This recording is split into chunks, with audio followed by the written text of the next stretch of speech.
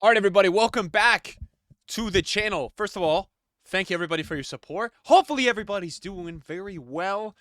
Tonight, we're going to be watching a video. We're back to watching a video. Appreciate all the support on the video yesterday. It was a lot of fun to go over and talk about the weekend's matches and everything like that. And it was even more fun to get in the comments down below and talk with you guys about what was going on. You guys seem to really enjoy that. Today, we're going to be watching back to a football video. The last reaction video I think we did was a FIFA video. So today, we're going to be watching a video on Wrexham, which is an interesting topic of discussion because it is a football club that a movie actor, which you may know from a movie you watched, because he's in a lot of movies, Ryan Reynolds, took over the club. I think it was in 2021. And it's just a really interesting story. I mean, they've already moved up a couple divisions, and now there's a lot of light on the team wondering, is this team going to get up to the Premier League at any point? They even played a team. I think they played Chelsea in the summer friendlies and drew like 2-2. So they're off to a really good start. I mean, we even on the stream, we watched the highlights of this team. They're pretty good. They're in the third league in England. I believe they're in EFL League One, which is under the championship, which is under the championship is then under the Premier League. So we're going to be watching a video from the Long Play. It's a small channel, 10,000 subscribers or less, and it's kind of like a reporter style video, and I can't wait to watch it. So check out the channel. It seems to be great content. I stumbled upon this channel watching another video, and I thought this video looked really interesting. So the title of the video is the Wrexham Gamble paying off? So we're going to watch this analysis. Let me know what you guys think. You know, if you guys watch Wrexham a lot, I've only seen them play one or two games. The one game I saw was over the weekend, and then the other game I saw was the friendly against Chelsea in the summer. I think they also played them last summer too. I don't know for sure. Without further ado, let's jump into the video. On the pitch, Wrexham are flourishing. Back-to-back promotions, cup finals, great signings. Their journey to the Premier League is on track. But can you say the same for off the pitch? Are Wrexham making money, and are Rob and Ryan going to see a return on their investment? I'm Jordan. I've been fascinated by this story since the takeover happened just over 3 years ago. So today, we're going to break down the business behind Wrexham Football Club. We're going to look at the numbers in a lot of detail. We're going to look at the impact of Rob and Ryan since their arrival. And we're going to look at where the club's going to go from here. All in a bid to answer one question. Is the Wrexham gamble paying off? We're going to start by answering a question that I asked a few seconds ago. Which is why this is interesting to me. The answer is no. Take a look at this graph beside of me. It shows the revenue of Wrexham Football Club in the last 4 seasons. As you can see, since Rob and Ryan's takeover, the revenue has more than 6x'd. It's up. It's to the right. Damn, look at that, guys. Look how much the revenue is up. I mean, yeah, it's a talking point. Like, people talk about this team now. There's not a lot of teams that people talk about. You know, even a year or two ago when they weren't in EFL League One, they've had 2 straight promotions, I believe. It's crazy that they're talked at this level. So it's a cool situation. But right away, he's coming out saying, main point, it's not worth it, even with this revenue. Right. It's amazing. However, take a look at this graph. This shows the profit and loss of Wrexham in those same 4 seasons. Wrexham are making a lot of money, but their costs are really high too. So you may be thinking, if a League 2 club is making that much money and they're still making a significant loss, what the hell are they spending their money on? Well, I'm going to focus on 2 things for the purpose of this video. The first is their squad. In the summer of 2021, Wrexham bought Paul Mullin on a free transfer. Despite not spending anything on the transfer itself, they reportedly pay Paul Mullin £4,000 a week, which is more than double the average wage of a player in that division. That is crazy. Pyramid. 6 months later, in January 2022, they bought Ollie Palmer in a club record fee of £300,000. Not too long after, defender Ben Tozer came for an undisclosed fee. Reports suggest that fee was around £225,000, and he also reportedly makes £3,000 a week. Jeez. What I'm trying to say here is Rob and Ryan have committed significantly to spending on payroll, wages, and salaries. In fact, when you look closer at the financial accounts posted by Wrexham, you'll see the payroll figure is massive. In fact, it's so big that is a record for a League 2 club in English football history. Second is the stadium. Believe it or not, Wrexham didn't actually own the stadium that they play in when Rob and Ryan took over. Since their arrival, they bought the freehold to the land, and now Wrexham own the stadium, the racecourse ground, for the first time since August 2011. They had a lot of support from the community to buy the freehold back, and it was a massive press release when it was announced. But amongst all of the press, it wasn't really detailed how much they spent to buy the freehold. I'm a neek. I looked at the accounts, and I spotted something when I saw. If you look closely at the cost section, you'll see an entrant for freehold land and buildings for £2.1 million. Unconfirmed from Rob and Ryan themselves if that was for the freehold, but looks pretty close, doesn't it? If you're eagle-eyed like me and you look to the right of that number, you'll also see an entrant for property improvements and see a healthy year-on-year spend. We'll get back to that later too. So yes, Rob and Ryan are spending a lot of money, but they also make a lot of money for the club too. If you've been following the channel for some time, you'll know I write a weekly newsletter This sent guy to your knows email his stuff, inbox man. every Monday. The delivery at of this 11 so AM far UK has time. been so 4 good. articles a month breaking down a story about the business of sport in the UK or the EU. Join the hundreds of subscribers today by clicking the first link in my bio. Now, how much are Wrexham making?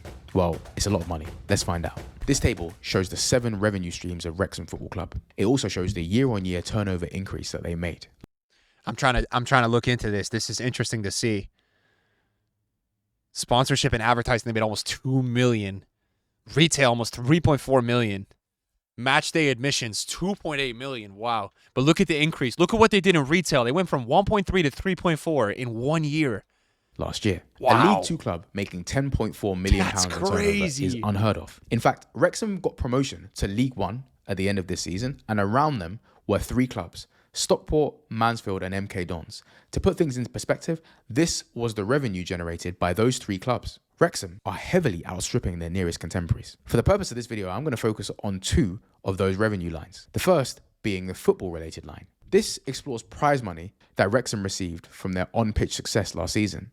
In the year of this financial accounts, Wrexham got to the 4th round of the FA Cup. They beat Coventry in the 3rd round, and then they got to Sheffield United in the 4th round. First leg was a draw, second leg was a replay. Despite them losing in the 4th round, that run was particularly lucrative, and you can see the year-on-year increase in football-related revenue that Wrexham received. Next is retail sales. Look at the jump. That's crazy. From one year to the next. Retail sales is simple: merchandise, shirts. Wrexham sell a lot of shirts, and that's because they have a truly global fan base. How did they develop such a global fan base? Their most prized asset: the Welcome to Wrexham documentary. In the UK, that documentary is distributed on Disney+. In the US, you watch it on Hulu. Let me know if you guys have seen this, if you guys feel like it's worth a watch. I didn't watch this. I've heard people that have watched it. I didn't watch this. I know, obviously, this is really kind of what put them on the map with being so popular. But did you guys watch this? What did you think of it? Should I watch it? Let me know. Make no mistake, that show is a smash hit. And it has really allowed Rob, Ryan, and Wrexham to form fans all around the world. In fact, on their accounts, it actually broke down their revenue generated by geography, and it pointed out that 25% of Wrexham's revenue, yes, £2.5 million, was generated outside of the UK. Wow. How on earth is That's a crazy. Welsh club in the 4th tier That's what of I'm English saying, football bro. generating £2.5 million in revenue overseas? Mental. But that show is winning awards. It's won Emmys, Critics' Choice Awards, and is extremely popular. It's put Wrexham in a very strong position to generate healthy sponsorships and also build a massive fan base from people in the community and also distant observers like me. It's an amazing piece of content, and I can't imagine what next season is going to be like, showing their promotion into League One from League Two. Interestingly, the revenue that Disney distributes to Rob and Ryan for the rights to Welcome to Wrexham aren't shown on this set of financial accounts. It goes to a separate set of financial accounts owned by Rob and Ryan themselves. However, the knock-on effects felt from that documentary are evident. The first way, and a way that really helps set up their future, is with sponsorships. Since the accounting period ended for their last financial accounts, Wrexham have announced 2 major sponsors. The first is Stock Cold Coffee Brew. It is one of the fastest growing coffee brands in the US, and they've been announced as a major sponsor to the Wrexham Football Club. Similarly, so have United Airlines. Wow. Yes, a Welsh club being That's sponsored so by interesting. United United Airlines? It's mad. Reports suggest that next year's accounts will show Wrexham generating more than £20 million Oh my in revenue, goodness. taking this graph that I showed you earlier. Dude, if in terms of him saying no right now at the gamble, but the long run, like, can you imagine if this team, even in, let's say they don't get there right away, 5 or 6 years, ends up getting to the Prem? The amount of money these Prem clubs make, oh my goodness. To another level. Mental. Interestingly, the stadium's going to get better too. Now that Wrexham own the stadium, improvements are coming. One of the things that Wrexham need to do is become compliant with UEFA's Category 4 stadium rules. In August 2022, Rob and Ryan submitted planning permission to increase and redevelop the Cop stand at the racecourse ground. With that, so many things are going to come. 5,000 new seats, 600 new hospitality units, and more importantly, it's going to make the racecourse ground a 4-sided stadium again, which helps with the compliance under UEFA's regulations. More seats means more revenue, which means more matchday income. You know how important matchday income is to football clubs. On top of that, the hospitality seats are high margin, high revenue, and also allow for more hosting opportunities for more Hollywood stars, perhaps. Funny enough, recently, Rob and Ryan have actually suggested that they want the capacity of the racecourse ground to be 50,000 seats. Jeez. Yes, 50k in Wales. It's not very common. They said they see no reason why that stadium can't host national events in Wales. Fair play to them. They're ambitious. I'll give them that. All of this points to a bright future as they continue their journey upwards. I'll be honest, when they first bought the club, I didn't know what to expect. But they're committed. They're bought in mentally. They're spending a lot of money. And they've got the community behind them. In my opinion, the edge that they have right now is the fact that they have a lot of spending power, especially in the lower divisions of the English footballing pyramid. Yeah. That's going to run out soon as they get to League One and they get to the Championship. Definitely. They're going to need to raise more funds to keep up with the more well-established clubs the higher you go. One of the ways in which they can do that is by taking minority investment from strategic partners, and that's already started to happen. Over in Mexico, there is a club in Liga MX called Club Necaxa. 50% of Club Necaxa is owned by two American real estate investors, Sam Porter and Al Tiles. They led a consortium to buy half of Club Necaxa 3 years ago, and a few other famous faces joined them along the way. In a recent filing, Wrexham announced that those guys own 5% of Wrexham Football Club. In exchange, Rob and Ryan now own 5% of Club Necaxa.